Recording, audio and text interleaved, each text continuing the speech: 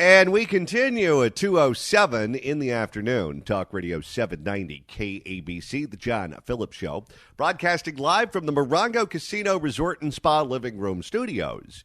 Mr. Randy Wang's at the sports desk in Culver City. Well, Johnny, this is related to what we were just talking about the last hour with 7 million American men in their prime who don't want to work. Karen Bass says one of the reasons L.A. is so dirty is because we can't find anyone that wants to be a garbage man. Oh, my goodness. You know what? The sanitation department has 900 vacancies. City services that, take care of your streets have 300 vacancies. So one of the things that we're doing is really trying to hire so that we have the staff to actually do the cleanup. No one wants to be a garbage man? That's a good job. That's a city job. They've got pensions. And you don't even touch the garbage these days. The robot arm on the truck does everything. It's like playing a video game. And in fact, if you're feeling particularly angry, you can throw the garbage can back on the street as hard as possible, breaking it in half. That happens to me every 6 months. 800-222-KABC is the telephone number, 1-800-222-5222. It is a pleasure to welcome our next guest to the program. You can follow him on Twitter at The Armed Liberal himself, Mr. Marc Danziger. Welcome. Thank you, Johnny. How are you? I'm good, and I want to get your take on the report from CBS News that we just talked about last hour, because maybe you have a theory on this. But CBS found that for the first time in American history, 7 million able-bodied men between the ages of 25 and 54 have voluntarily taken themselves out of the workforce. They are choosing not to work. That's a record number of Americans who are choosing not to work. And they did a study on it to find out what they were doing with their time. And the answer is watching television, hanging out at home, playing video games. Your thoughts? This is something, I don't want to say it's the biggest problem we face, because we face a bunch of really big problems, but it's a top 3 with a bullet problem, because what we've done, and it's primarily affecting men, although I think it affects some women as well, is we've demolished people's source of self-worth and self-understanding through work. We've made something that work. We've come up with this cultural norm that work isn't something you do to bring yourself, and I'm getting all philosophical and weird, and I'll bring it back and be funny in a minute and talk about missing bags of cocaine and Kamala microdosing. But what we've done is we basically created a culture in which not working, staying at home, not adding to the world, not making the world a better place, not having kids, not contributing in any way, is a perfectly awesome way to live. And we've done that in a couple of ways, right? One is, and this is a drum I beat a lot, starting in the 70s, we financialized the economy. We shifted the rewards in the economy from people who make and sell stuff to people who move money around to support people who make, sell, and buy stuff. And what we did in the process of doing that was not only demolish the jobs and the prospects of a significant chunk of Americans in general, but we completely changed everybody's values. And suddenly people didn't want to be, Henry Ford. They didn't want to be, Howard Hughes. They wanted to be Gordon Gekko. And that's not a sustainable way to build an economy. It's not a sustainable way to have a country. And it's a disaster. It's terrible. How much of it do you think is the current world that we live in terms of technology, where people live on their devices and they just don't know how to interact with other people, particularly young men? I think that's a big part of it. But what my argument is if that were all of it, then we'd see it roughly equally spread across young men and young women. And, I'm the father of 3 boys, right, who range in age from late 30s to, late 20s. and I have sort of a partial interest in the 30-year-old daughter, which is a longer story. And my kids are locked. They're great, right? I mean, I'm blessed and lucky and touch wood, and I don't know what I did to deserve having these kids.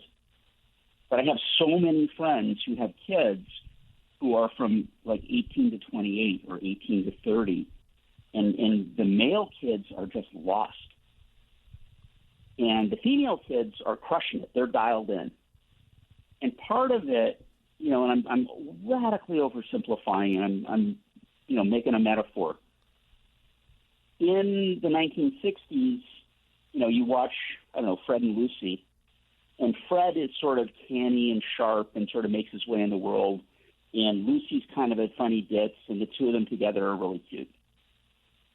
And today you look at it, and it's kind of like Homer and Marge, and Homer's just a stumbling idiot and a source of mockery, and Marge is the one who sort of holds the world together. And I really do think that in a certain way, in standing women up, we've done it at the expense of men, which is a horrible mistake. And I say this not because, like, every couple is a man and a woman, because they're not, but because, like, we need each other. And what we've done is we've basically taken the knees out from under half our population. And I see these kids. There's a recruiting crisis in the Army. First, because nobody wants to go for a lot of reasons, including the fact that they get shot at, and it's kind of woke, and they've done a Bud Light with their core audience. But also because something like 70% of the eligible age young men aren't physically eligible to go in the Army. They're on psychotropic drugs. They're overweight. They're not fit enough. They've got, a litany of health problems, physical and psychological.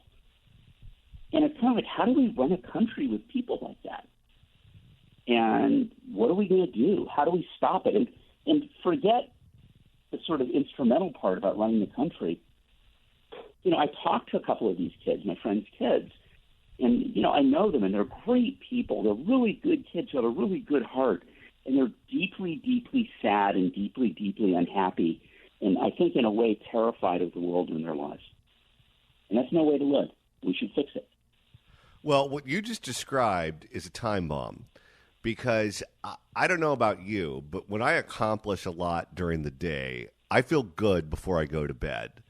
And I look forward to having a good night's sleep and waking up the next morning and killing it the next morning. If I sit around and do nothing, or I spend the day at airports dealing with delays and I accomplish nothing and I'm frustrated, I don't sleep as well at night.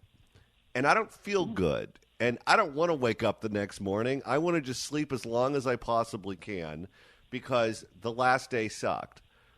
And it seems like if you just pile up those days where you just sit around doing nothing, that's going to affect every aspect of your life. It's a sedentary life, so you're not going to be active. You're probably, as you mentioned, going to be overweight and have a lot of the health complications that comes along with that. But psychologically, you're not going to be in a good place. People are going to start dying sooner. People are going to start having more health problems. Notice, dying sooner, right? The life expectancy, which should be going up, is trending down. And there's actually a word for it if you read the literature. It's called deaths of despair. And, we're building a society that does this.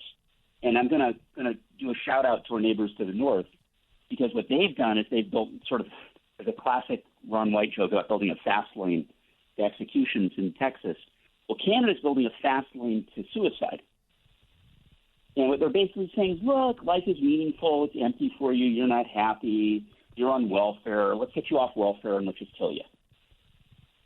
And that's the end point of this. And that is as horrible a society as I can imagine. Not quite as horrible as I can imagine, but way, way, way up there in terms of how awful a place this would be. And what annoys me, and I'm going to put my liberal hat on for a minute, the only people talking about this right now in any meaningful way are conservative and Christian. And I want to challenge my friends who are liberal, and I want to challenge anyone on the show who's liberal and listening to this. This is a catastrophic problem that we have to deal with. And the answer isn't a guaranteed income. It's not to pay people to sit around, watch TV, play with themselves, and drink beer. It's basically to come up with a way to help people create meaningful lives in which they feel like they're part of society, they feel like they're contributing, and they feel like their lives are worth something. Because that's the only thing that really matters. We're speaking with Marc Danziger, the armed liberal, who you can follow on Twitter at The Armed Liberal. Mark, you mentioned at the top Kamala Harris, the vice president. I'm going to play for you a clip of the vice president. And please, oh, please, explain to me what she said. Well, I think culture is a reflection of our moment and our time, right? And present culture is the way we express how we're feeling about the moment. And we should always find times to express how we feel about the moment that is a reflection of joy, because it comes in the morning. Since the moment I could talk, I have spoken the English language. I have no clue what she just said. So one of my friends commented to me that obviously they had figured out where the bag of cocaine they found in the White House was originated from. But I want to challenge that, because as somebody who grew up in California in the 60s and 70s and saw more people taking cocaine than probably anybody short of New York investment bankers, I want to tell you that those are not the words of a person on cocaine. Those are the words of a person tripping on acid.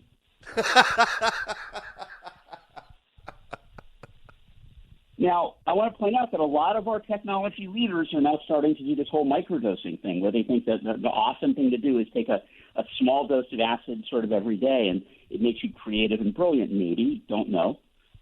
Right? It also might make you an acid casualty in 10 or 20 years, and I know a couple people like that. But that's definitely what she's doing, like in that. And I'm sorry, but my God, please, can't somebody else be vice president? What do you make of Joe's decision to stick with her? Because at this point, she's a known quantity. They know what they're dealing with. We've heard from various reports that he speaks poorly of her in private. She certainly doesn't hold him in high regard. That is no secret. They know that she hurts them. They know that she's not qualified to be president. She's not ready to be president. So just take politics out of it for a second. From the point of view of running the country, they're setting us up for a disaster if this octogenarian has something bad happen to him. Why keep her? Two arguments that I can think of. And I'm serious, actually, in both of them.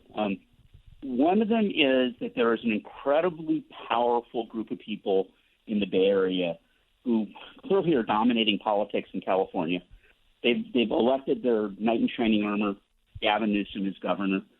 You know, they control much of California politics, and they have enough money and power that they have an oversized bat to swing in national politics. And she's got to be their candidate.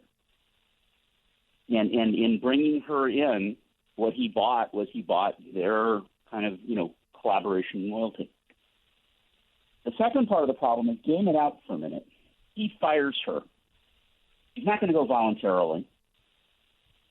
And now what winds up happening is that the entire black political apparatus of the country loses its mind.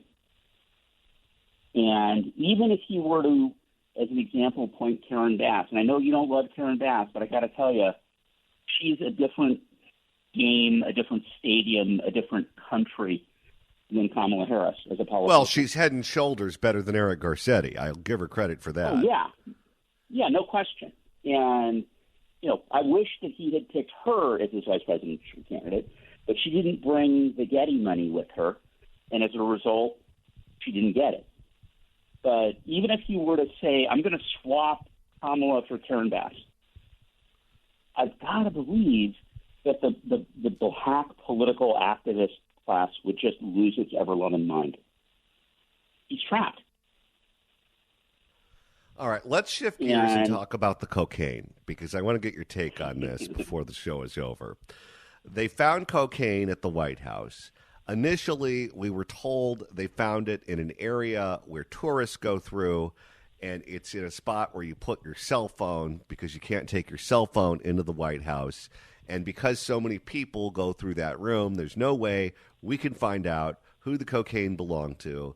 And we're going to close the investigation quickly because it's an investigation that is not solvable. Then NBC News reported that wasn't in fact true, that the cocaine was found near the Situation Room and a kitchen and where Kamala Harris apparently parks her car, which is not in an area of the White House where the 8th graders go through when they're taking their tour of Washington, D.C. It's a very sensitive part of the White House where you need to have certain security clearances, certainly go through security before you're allowed to enter there. And we still don't know who the cocaine belonged to. And based on everything I'm seeing and reading, they don't seem very interested in finding out. Your thoughts? So 2 parts to it. One part is, look, they're finding people who rioted on January 6th who touched a foot onto the pavement of the U.S. Capitol. And who were masked, hooded, wearing parkas, and otherwise, not easy to identify. They're really capable of figuring out whose this is. They're choosing not to, which is kind of infuriating. Because what it does is it devalues the whole notion that all of us are equal under law.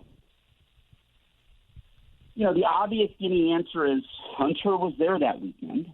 We have reasonably good evidence that he's a drug fiend. And as a consequence, it's reasonable to guess that, my gosh, he left another thing behind when he went someplace. But before we sort of jump onto that platform, there's a bunch of reports that, through the Clinton administration, through a bunch of past administrations, the 28-year-old to 35-year-old insanely ambitious careerists who make up most of the people who work at the White House, were probably sort of juicing up their day with what Hunter Thompson called Bolivian marching powder, I believe. And, so I think there's a big net to put out over it. I wouldn't directly dump it in Hunter's lap, although I kind of would love to just because it would be deliciously funny. But I do think that it's outrageous that they can't do the work to figure out who it is. And I'm 100% sure that if that was an issue that was important to them and they really wanted to find out who did it, we would know. I was on a cruise ship not long ago, and one of the stops was in Bermuda. And Bermuda is one of those islands over there where they don't play around. That's not a banana republic. They have law and order, and they enforce the law. And a number of people got off the cruise ship to go swim in the water or do their excursions, whatever the case may be. And 2 of them got caught with drugs trying to get back on the ship. We don't know if they brought the drugs off the ship with them, purchased the drugs in Bermuda, but they were found with drugs. How did the Bermuda government know they had drugs? Well, they had drug-sniffing dogs there, and the dogs found the drugs. And the people were not allowed back on the cruise ship because the government in Bermuda arrested them, and the cruise ship took all of their stuff and left it on the dock. How is it that Royal Caribbean could have better security at finding these things out than the White House? Because that could have been anthrax, too, theoretically. Yeah. Again, it's my belief that the security's, I've got to believe the security's there. I will not let myself believe that they're that incompetent. But that they're choosing not to because it's politically embarrassing. Say, oh, yeah, we caught some, junior assistant, under secretary, whatever, who got nervous and stuck it in a cubby before they went, and stood behind their principal in the Oval Office. Maybe, I don't know, but they should really not be like, oh, too bad, so sad, we'll never figure this. See, that's the enraging part. It doesn't enrage me that people in the White House use drugs because they're human beings, and unfortunately, too many of us do. But I wish fewer people did. We'd be a healthier, better society. I've lived through a society where lots and lots of people did drugs. It didn't come out well for them. And, but the idea that we're going to basically make a mockery of the law and make it very clear that no. If you have a badge that gives you White House access, you don't have to worry about these little laws. It's all fine. We'll take care of you. That's infuriating, and that's outrageous, and nobody should stand for it. Marc Danziger, the Armed Liberal. You can follow him on Twitter at The Armed Liberal. Marc, thanks so much for stopping by, and hope you had a great 4th of July. You as well, and hope to talk to you again soon. Take care. Absolutely. If you want to email the show, you can do so at johnnydon'tlikeshow@gmail.com. That's johnnydon'tlikeshow@gmail.com. And Randy, if you want to go back to the first hour and listen to the podcast of Larry Elder swearing, you can do that. That's right. Go to KBC.com, click on podcast, go to the Apple Podcast app, iHeart, Spotify, search for The John Phillips Show, hit subscribe. Let me just give you the context. Larry Elder did not have a stroke.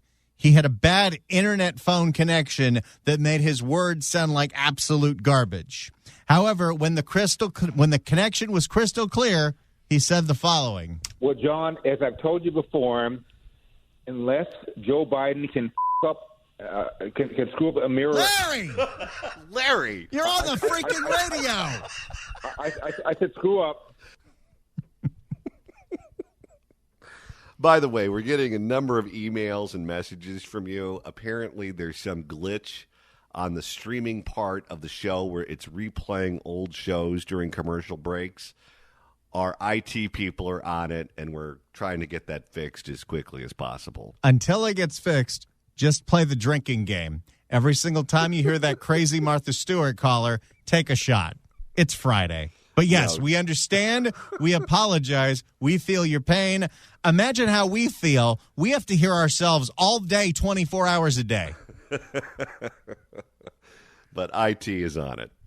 And Randy, it's now time to open up the KABC Crime Blotter. If the cashier is dummy. Questions? Doing the most with his hands.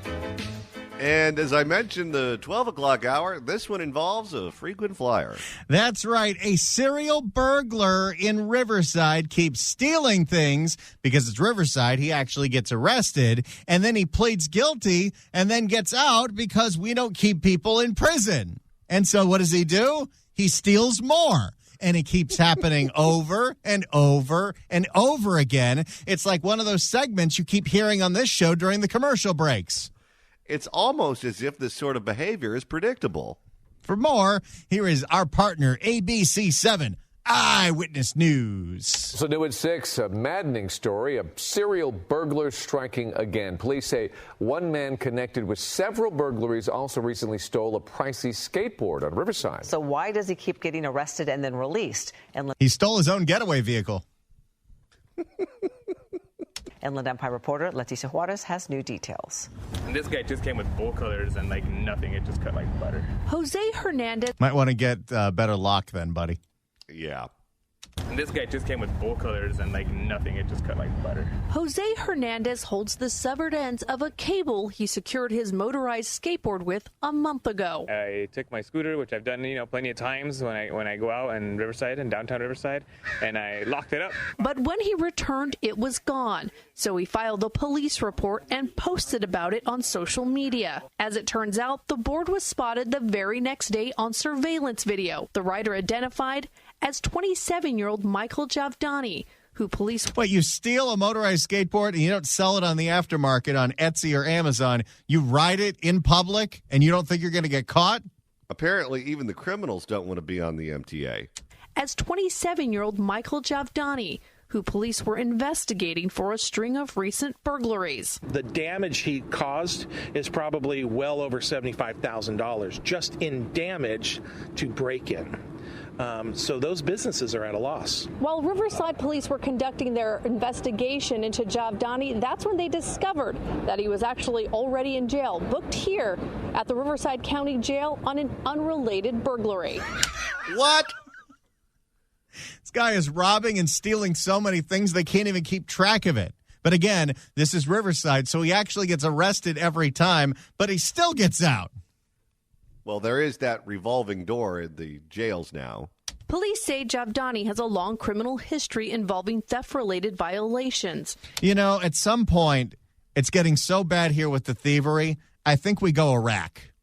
I think we start chopping the thumbs off. This guy would just be a stump. Police say Javdani has a long criminal history. That's right. You get caught burglarizing once, okay, that's your final warning. Twice, you lose the pinky. Thrice, you lose the thumb, and we'll keep going. Wait a minute. Who's going to issue the final warning? Oh, I think we know. That's your final warning. Please vote for her in 2024 so I can keep using that drop. Police say Javdani has a long criminal history involving theft-related violations. He's also on probation in Riverside and San Bernardino counties. What's the point of probation anymore? It's totally useless. He's also on probation in Riverside and San Bernardino counties. We arrest him. You have two different probations going on in neighboring counties.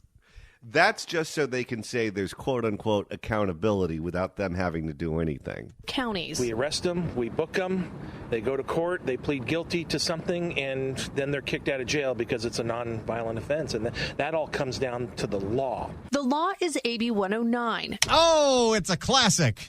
There you go. Thanks, Jerry Brown. The law is AB 109, known as the California Public Safety Realignment Act, which shifts the incarceration and supervision of low-level felons from state to counties. It was meant to reduce the state's prison population, but led to overcrowded jails and the need to release low-level offenders like Javdani. Which means, even though they love to say the A word, there is no accountability for this kind of crime. And look at how Orwellian everything is in a one-party state. They passed this law that makes it so that criminals get out the minute they get arrested so they can prey on more innocent people. And the name of the law is the Public Safety Act. And the need to release low-level offenders like Javdani.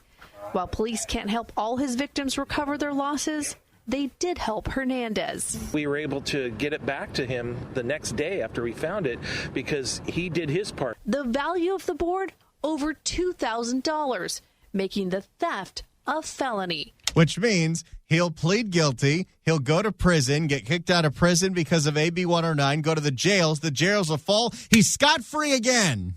How is a board worth $2,000? It's got a motor. It's electric.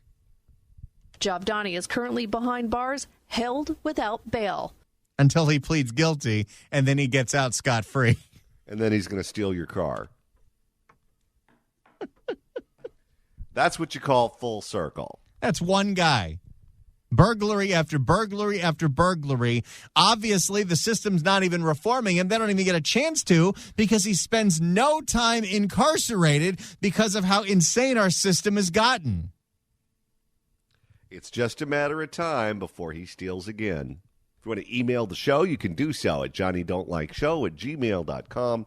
That's johnnydon'tlikeshow@gmail.com. And Randy, you're monitoring the mailbag. Well, Johnny, you know we love to play the hits here. We love to take requests, but sometimes there is something that is asked of us that we know would probably get us in trouble. So we're not going to do it. But I do want to thank all the people that have emailed us today at johnnydon'tlikeshow@gmail.com that heard what Kamala Harris said and thought that it would be a perfect pairing with this clip of Eric Garcetti. We often lead from the front, but it's time for us to lead from the back. And this clip of Gavin Newsom. But it just didn't feel big enough. I know where you're going with it. I thought of it too, but I don't want to get in trouble.